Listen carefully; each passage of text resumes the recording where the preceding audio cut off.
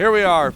Welcome back. My last guy on Inside the Headset. Going to roll to, I guess you'd call the western northern part of Rutherford County. Anyway, I'm going to go down to Stewart's Creek and talk to my good friend, the head coach of the Stewart's Creek Redhawks, head coach Ben Caudill. How you doing tonight, Coach?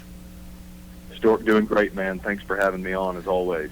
Well, I appreciate you having me down. You know, I've got about 5 or 6 schools that still like me and will let me come, even though they do have agreements with NFHSU and Luker, and looks like Riverdale's going to hang in there, and looks like Blackman's going to hang in there. So good stuff. I only do a couple of games, and I don't mean to interrupt anybody. I don't do any basketball or anything. This is all I do, and it just has to do my regular season and try to give a little sampling of our community, if you know what I mean. Absolutely. Well, I really appreciate the work that you do. I know that in this environment, certainly not everybody is able to make it in to see the game live. And I know that there have been a lot of parents and also just people, even from other states, that are able to tune in thanks to the work that you do. And definitely appreciate, all the hard work that you do to make that happen. Well, I tell you what, if I didn't have a good wife and good people like you all letting me come in, I'll do the rest. Just give me the okay. I mean, I'll do all the work. I just need the access, and that's it. Well, I've been doing the grade card and rewinding the season and having fun and talking to all the coaches, but we're now down to you. And let's talk about your season. It's your first year as a head coach. You've got a great team. I think you're off to a great start. I think some of the things you'd like to probably change and rewind, and I wish I'd have done this or I wish I'd done that. But all in all, I mean,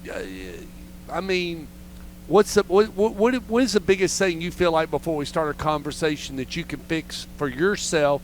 Because I guess when I beat up on myself, maybe it's maybe it's getting up earlier or doing this or being better prepared to go to the game. What is probably the biggest thing you think you could do better of, Coach Caudill?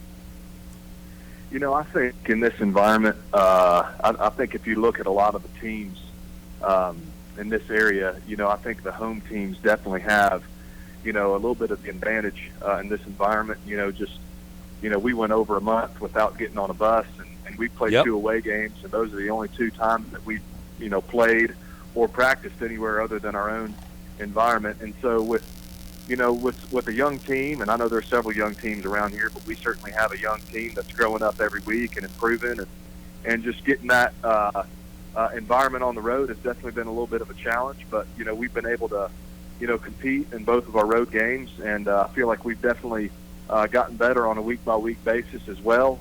But, yeah, I think it's just a challenge. All these coaches in this environment, it's just definitely been an odd season.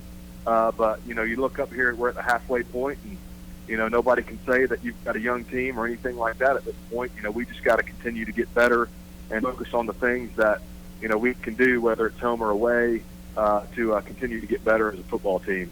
Let's rewind your season real quick. You started off, you lost to Mount Juliet, and going back to that game, I bet you wish you had that game back, because now you probably see a couple of things where you were maybe a rookie coach, and you're still kind of in that rookie status. But had you been where you were now, going back to Mount Juliet, do you think you'd have been a little bit sharper, Coach Caudill? Yeah, I don't think there's any doubt. Obviously, hindsight's 20/20. And we've kind of tweaked a few things offensively, and reworked some things to make sure that the ball is in the hands of the guys that we have on offense. Our playmakers need to get touches, and definitely didn't do the best job of that, in that game. And also, I think, especially since that game, it's been over a month now, we've moved a few people around on defense, and kind of got some people in different spots. And I think that's a big challenge, for any coach in this environment without any film. Is now we've got several games of film, and we've been able to evaluate who needs to go where a little bit better. And so I think those are a few things that we've kind of just been moving around a little bit, the past month, now that we've got 4 games under our belt. Obviously, that is going to be an ongoing process throughout the rest of the season as well. Well, and you got to grade your own internal players to find out. I mean, is there somebody on the sideline that could do a better job? And you're penalizing yourself if you're not going ahead and making the move and trying to get a kid worked in there, especially if you think he has runway. I try to tell people all the time, that you're working a system, and you have to look at the amount of runway you got. You know, if you've got a kid and they're both, but one's a junior and one's a sophomore, you got to be careful with that model when you're talking the runway, because one may have more, and you got to give them that runway so that they can get better, don't you, Coach? There's no doubt. You know, I think that there are several players, you know, whenever you have a head coaching change, that, you know, they get put in a different position than they were the previous year, and we're certainly no different in that regard. And, yeah, I think kids, you know, they can make a mistake in practice, and it's, you know, you can rewind that play and, you know, get it right. But unfortunately, that's not the way it goes, you know, on a Friday night. And so we've definitely had some players that are you know, they've had some growing pains, you know, but you know, the biggest thing is, are we getting better, improving? And, you know, speaking on behalf of our staff about our team, I know that's definitely the case for us. Well, and then we head into you lost Mount Juliet, then you beat Clarksville, and that was a Stork Vision game, and we do appreciate you once again letting us come over there. And then you lost to Oakland, and talk a little bit about that little situation of you playing Oakland. I was away and everything. How'd that work out for you, for Kevin Creasy coming over and you taking on the Oakland Patriots? What'd you learn about your team?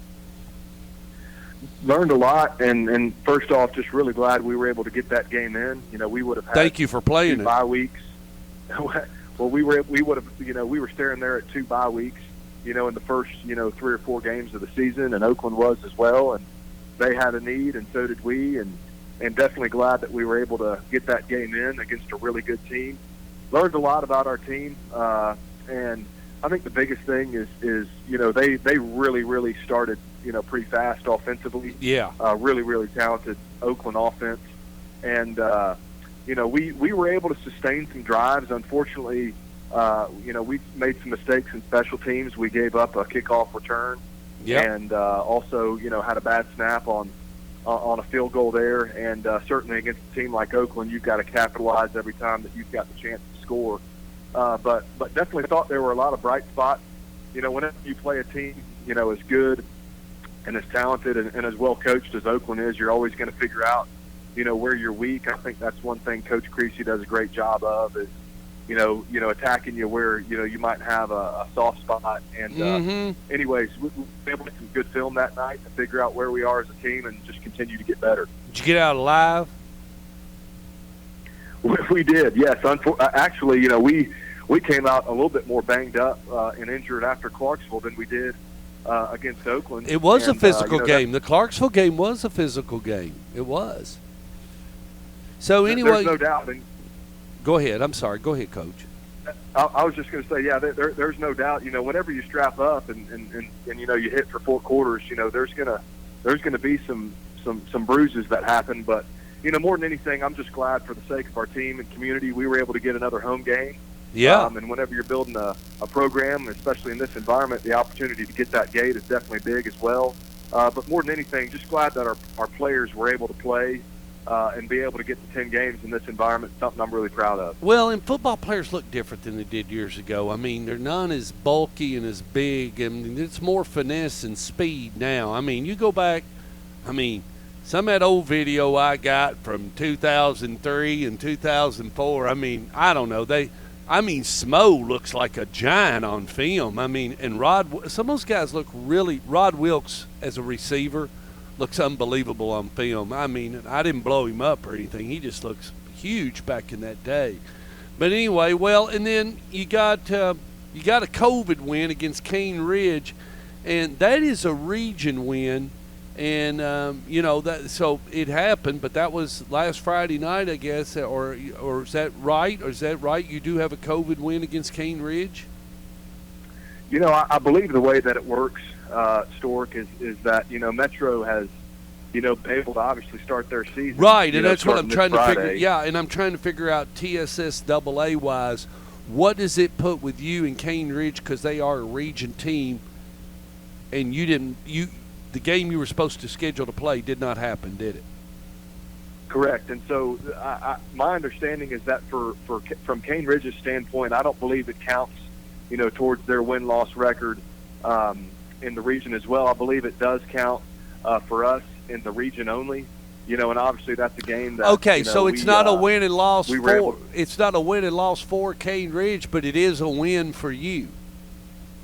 Yeah, that's my understanding. Is that if it's a region game, it will count for us since they weren't able to play. Right. But I believe in regards to the overall record for Cane Ridge, it just counts as a no contest. Okay.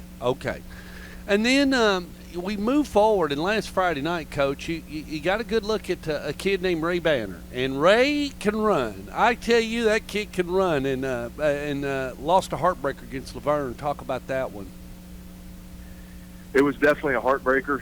Ray Banner is a great player. Obviously, he had I want to say about 35 carries for about 230 or so yards. Oh, I saw him run out at Rockville 31, 32 times, and I'm sure you watched that Stork Vision game when he ran up and down the field out at Rockville.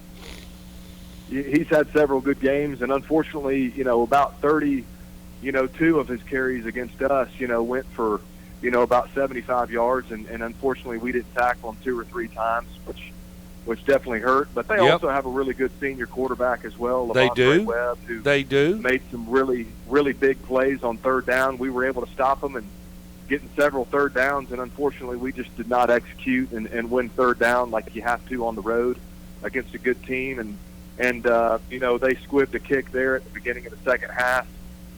We were receiving, and it took a bad bounce, and we didn't field it, and that just kind of put us behind the 8 ball the second half. But we were able to regroup, and that game came down to the last play, and unfortunately we jumped off sides. Had a good play call, jumped off sides, and ended up calling the same play, and I think they might have been a little bit more ready for it at that point. But definitely want to give them credit. They've got really talented, senior heavy offense, but as well, I think that's a moment for our team that we went through a really tough and uncomfortable growing pain, but I'm confident in the long run that we're going to learn what we need to from it to continue to get better as a football team. Speaking of that, you got Station Camp, and Station Camp, Coach, they need help over there. I mean, they need a lot of help. I don't know when the last time they scored. I'm sure that it's been a while, but you might be able to regroup and catch a win back, and then you got Antioch, Lebanon, John Overton, and then we'll be back over at your house for that Smyrna. Just a simple fact, Metro Nashville's cranking back up, and you've got 2 opponents that you will see on your schedule that are Nashville Metro, that being Antioch and John Overton. Are both of them confirmed as they will have football squads and play you? Yes, so as of right now, we're actually scheduled next week on Thursday before fall break. We're going to play McGavock as well, and I've been in touch with all of those coaches. You got a game on. You got a game on Thursday. Is it at the Creek? Yes, so we will play McGavock next Thursday. I believe it's October 1st. We're going to play that game at home and get that game in on a Thursday. That way, our parents and players can get ready for fall break, and then. We actually had to reschedule our Antioch game for fall break, so that's going to be a little bit different, practice schedule that week for us. But definitely a win for us, and also a win for the Metro teams and coaches, schools and communities to be able to start playing as well. Well, if Judy ain't doing anything, we may have to ask her, see if we can come down to the creek and do that McGavock Creek game. We may have to add that in. I don't know. I have to twist her arm. She did. I don't know. I'll check with it, Ben, but I'd love to come down and do that game. But anyway, Coach, I can't thank you enough, the faculty, staff, administration, and all the fine people at Stewart's Creek High School down at the creek. And good luck Friday night. Is that up at Station Camp? We're actually we went up to Station Camp last year, so we're going to be hosting them this year. Oh, great. So that's at the creek. It's also going to be senior night for us as well, Stork. Going to go ahead and get that done and everything. Well, you've got a lot of great kids on the team, and I'm glad you're getting to do senior night. I did get to see senior night, I think, out at Rockville. So good deal. Coach, stay safe, wear your mask, and I will talk to you soon. Sounds good. Thanks, Stork. Look forward to seeing you here soon. See you. Bye.